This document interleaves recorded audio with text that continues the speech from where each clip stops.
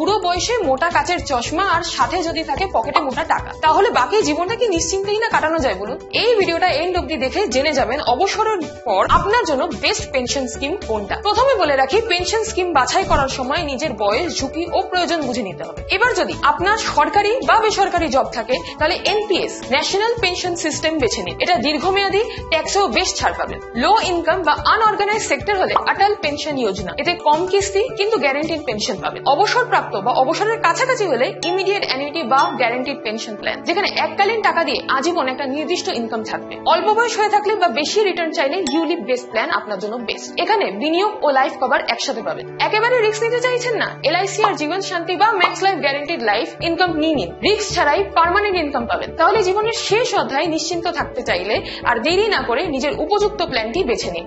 আর শেষ বয়সে রাখুন নিজের পকেট ও মনকে খুশি। আর আমাকে খুশি করতে হলে লাইক, শেয়ার, সাবস্ক্রাইবই যথেষ্ট। দেখা হচ্ছে খুব তাড়াতাড়ি।